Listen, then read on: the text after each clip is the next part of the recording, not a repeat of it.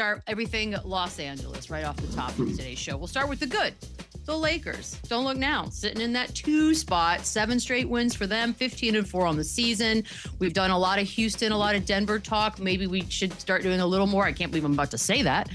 Lakers talk. I don't know where you're putting them, Chandler. I know where they are sitting right now in the standings. As far as the best team in the West, other than Oklahoma City, are you putting them there?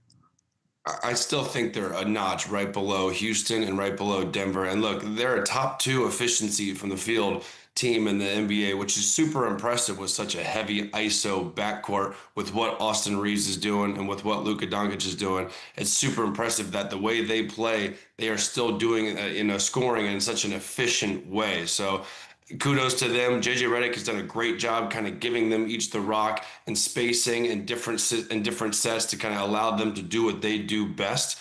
And the other guys, it's hard to talk about the Lakers and how, MVP year from Luka, All-Star season from Austin Reaves, but you got to talk about DeAndre Ayton. He looks like he's found a home here and he's comfortable. The surprise of Jake LaRavia.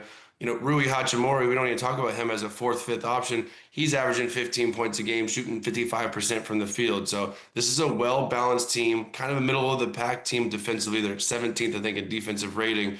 But their offense and the dynamic backcourt is so elite. They're really, really good at getting to the free throw line and making you defend without fouling. They slow the game down. They get downhill. And those 2 guards, it's hard to find another better scoring backcourt in the NBA than Luka and Austin Reaves right now.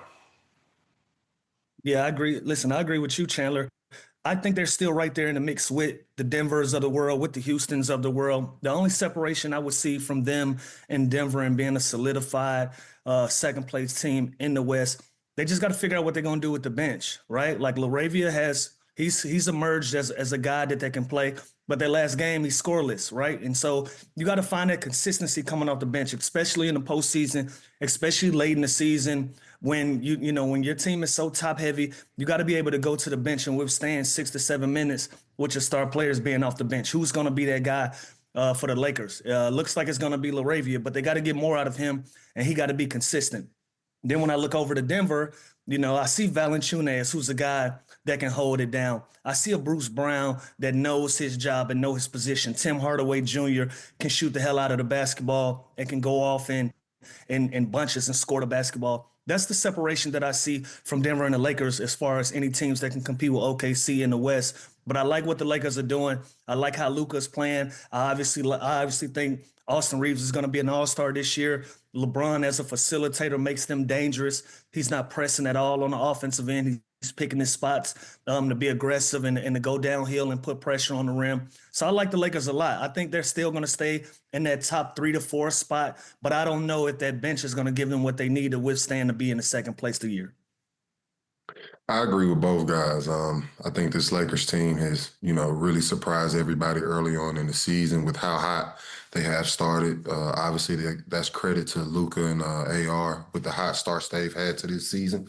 I think, and I couldn't agree less with both guys. I think they're, a middle of the pack team. I think they've shown that they are in the hunt to, be a team to compete this season. But it's 2 glaring things, and it's 2 things that both of the guys said earlier. It's their defense, which is, I believe you said 17th, and also their bench. And with being a contending team, you have to be top 10 in multiple categories. Being 17th, that's a glaring issue for me. That's something they're going to have to continue to figure out throughout the season. And also the bench. Like Lou said, you look at all these other teams, you look at the firepower that they have coming off the bench, and you look at the Lakers, and the main guy that's really sticking out is LaRavia. So I do think that's something that has to be addressed. But I think they've shown us, they are a team that's trying to compete this season, but they do have some glaring holes that I do feel need to be fixed. And I will say this, when we see them whole with LeBron in the lineup, the starting lineup's obviously going to be Reaves, Luka, LeBron, Rui, and DeAndre Ayton. So that does give a little bit more flexibility for guys like Gabe Vincent to kind of be that guy offensively, Marcus Smart, Jake LaRavia. So when they're whole, they do obviously have a little bit more depth. We just haven't really seen that consistently in this first 20 game sample size. So that is a weakness.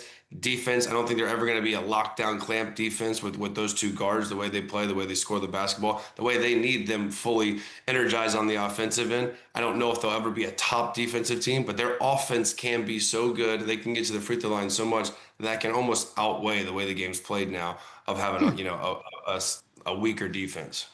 But Chandler, you got to see the consistency though. Like at some point, we got to see the Gabe Vincent that we saw in Miami, right? Like we got to see him put 5 to 10, 15 games together where we say, okay, we trust your ability. We trust what you're doing. LaRavia, he's gotten to that point now where he's on that scouting report.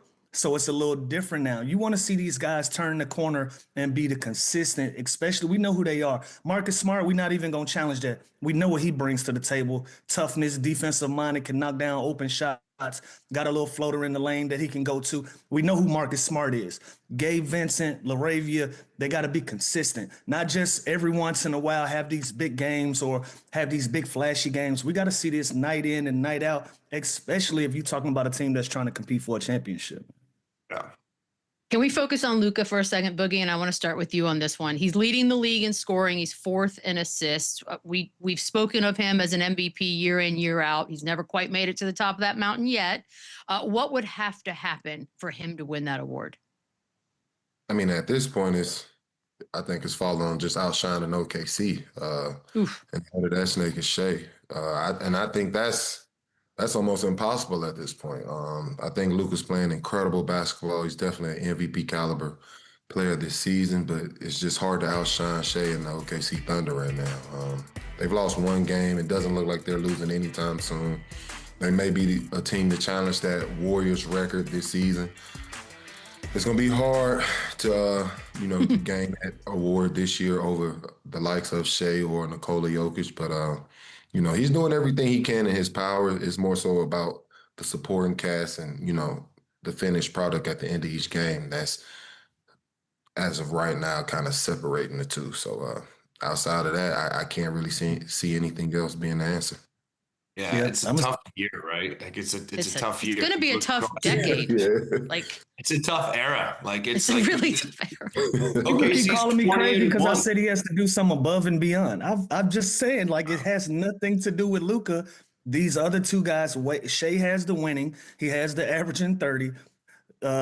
Joker has the triple doubles, and he's right there in the 3 spot. Like Luka has to do something above and beyond, and he's done that. So he's walked down the Denver Nuggets and got that second place. Now you're there. Now what do you have to do? You got to do something else that's extravagant, which is now you got to go get Shea as well to have that conversation. That's the only thing I was saying. Luka is doing everything in his power to give himself a chance to go get that MVP, go get that elusive first MVP. But it's 2 other guys. Their numbers are right there. Their winning percentages are right there. He has to be in that mix for him to even be considered because it's Shea's to lose, and then we're going to give Jokic the nod right after that, and then it's going to be Luka. Now Luka is in that conversation by getting to that second spot. Yeah, it's like if you blindfold us, or if you just take all the teams, the records, everything away, and see all these stats of these 3 guys, and even throw Giannis in there, really. You wouldn't know which way to go, honestly, if you looked at every single stat. It's the difference maker is OKC is 20-1, and they're on pace for a historic season. And if they win 70+ games, it really doesn't matter what the other 2 guys do because they're going to put up crazy numbers. They're going to win 50+ games. They're going to be on home court advantage teams. It just doesn't matter when you're going up against what OKC is going to provide us this year. So as good as Jokic has been, as good as Giannis has been, Luka, you ask what he needs. He needs, it sounds horrible to say, he needs an injury from both of those guys to get it because they're going to consistently. Oh, no, don't do that. Don't do that. I know. And again, I hate to even put it out there. Candle.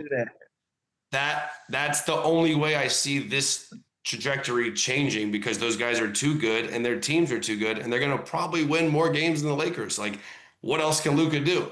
Nothing. I feel like, you know what it feels like? It feels like Josh Allen never really getting over the top because Patrick Mahomes was at the same time. Like, I feel like he may never get one just because the era is so damn tough. But the good news is he's got Austin Reaves. this little power duo we got going on here, Lou. Who'd have thunk it? Who'd have seen these two guys coming? Maybe half, yes. And we know Austin Reaves can do great things, but together, combined 64 points a game this season is what they're averaging. Name a better duo right now.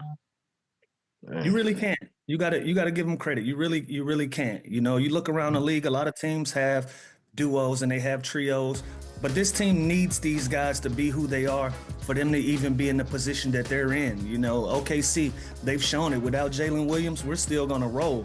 We still gonna keep moving. And you look at some of these other teams, they can miss a guy and they can still keep rolling. The Lakers can't afford it. They need Austin Reaves. They need Luka to be the guys who they are. And shine a light on Austin Reaves, man. Listen, bona fide all-star. I don't care who his teammates are. I don't care who he's lined up against. Bona fide all-star. Obviously, if they can stay in 2 and 3, they might have an opportunity to get 2 or 3 guys on that roster. But Austin Reaves has got to be a shoe-in. He's got to be the guy that everybody looks at and says he's for sure going to be an all-star, along right there with Luka as well. LeBron still gets in. He's a legacy act. He's an icon. He's going to be voted in. There's a possibility that they might get 3 guys in, but the one guy for sure outside of the household names and the legends and the MVP candidates, Austin Reaves is that guy that's in that conversation for them, and they're going to need them to do it. So I think he's for sure one of the best secondary scorers on any team around the league, if not the first. He can be the star on a lot of different teams in the league right now based on how he's playing. Like you can drop him on a few of these teams and he's going to be the guy that's getting featured. So I love what Austin Reaves is doing right now in LA. For sure. To your point too, Lou, look at every time last year LeBron would go out, or look at every time this year Luka goes out. This dude, Austin Reaves, just steps right in, and he is the whole focal point of the defense. He is the entire scouting report when those guys are out. And he still will go get you 35. He'll still go get you 40. He is fantastic at getting to the free throw line. And the fact that his percentage is so high, he's 29, 7, and 6, and 52% from the field, which is outrageous because he's such a heavy ISO guy. He's so crafty when he gets in the lane. I think his 36% from three-point is going to continue to go up too, because he's going to continue to get good looks when Luka has those type of nights where you have to double him, have to take the ball out of his hands. And this, to me, is the way that JJ Redick has found a balance with these two guys. When Luka came over, I was a victim to it. I thought Austin Reaves' numbers, I thought his career would take a hit, because how can a guy who's such a ball-dominant guard play and his numbers go up when another guy that's even better at what he does comes and takes most of that offensive production? And somehow JJ Redick has managed to get both of these guys in positions, get the spacing down, allow them both to have the ball in their hands and almost take turn type of offense. And they're both so good. They're so crafty. So look across the league. I don't think there's a better scoring duo. And the numbers also say that when they're averaging 64 points combined, they're the top 2 scoring players on each team. So it's got to be them right now. And just the jump and the rise of Austin Reaves from undrafted to everything he's come through is really insane.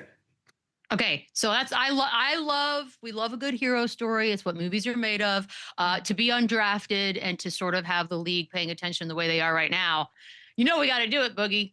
Best undrafted players. Where are you putting them? Or is he at the top? I don't know. Ooh, that's a tough list. It's been some guys that have been undrafted and created Hall of Fame careers. And, no knock to AR. I think, with the way he's playing right now and the trajectory that he's on, he has the opportunity to be a part of that list later on in his career. But as of right now, I can't say he's the top guy. He's definitely making a name for himself. For me, the top guy would have to go to Ben Wallace, a defensive banker, a legend on the defensive end, champion, on the cover of video games. So he had a hell of a career to be an undrafted player. So AR has some big shoes to fill. Yeah, when you look at these other guys too, it's the championship. Championship, 4-time All-Star, 4-time Defensive Player of the Year, 5 defensive first teams, 1 on the second team, Hall of Famer, first ballot. Austin Reaves got some work to do. We're not going to do this today. Hey, I just threw the questions out there. I didn't believe it. Is it more so? We could make an argument for Fred VanVleet, but a lot of these guys are already transitioning over. Fred VanVleet is obviously still active in his career, but he's a champion already. He has I mean, a even with ring. Bruce Bowen, he got some shoes to fill. Champions already. So the Another numbers champion. don't matter when you're talking about other guys with numbers. When everybody got numbers, you go to the accolades. Right now, he don't win the accolade fight right now. So You know what's not crazy? ever. When I see a guy like this, is it more interesting or impressive that what Austin Reaves has done, or that all 30 teams missed out on him? Like, what's crazier to you? That's the fun part of these stories, right? That's the crazy like, part. wow. Everybody said he wasn't I'm good not enough. surprised on the 30 teams missing out. Like We're just gonna glaze over that. our In hindsight, we got expectations the for these answer. experts are a little too high. So I'm Here not we go. surprised. Boogie's back. By the way, John Starks and Moses Malone also undrafted. So the names are there's some pretty. Oh man. Yeah, I know. Thank you, Google. You're my friend. Yeah, no, I was like, I was a little shocked by that. I had to double check that I wasn't crazy. Okay, DeAndre Ayton. I did want to get Boogie's take on this, and I know you guys mentioned it earlier on when we first started talking about the Lakers. But considering everything that's gone on, and people just sort of want to see him in a position to succeed, it looks like he's found it. 16 and 9 is his average at the moment. What are you seeing from him that this might be his home? I'm loving what I'm seeing. He's coming in. He's doing exactly what this Lakers team wants and needs from him. He's changing the narrative on his name with, his past stints in Portland and Phoenix. He's showing that he can contribute to winning. He's showing that he's locked in. He's showing that he's committed on both ends of the floor. Like I said, this is everything this Lakers team wants and needs from him. So I have no complaints. My only issue is, average double digits in rebounds. So 9 isn't enough. And that's just me one more from the young fella because I know he can deliver. And like I said, I'm loving everything I'm seeing from him. And, just stay consistent, keep it pushing throughout the season and make this run. It's aiming high, got goals. All right, I promised we would stick with an LA start to the show, so we'll go to the bad now. The other team.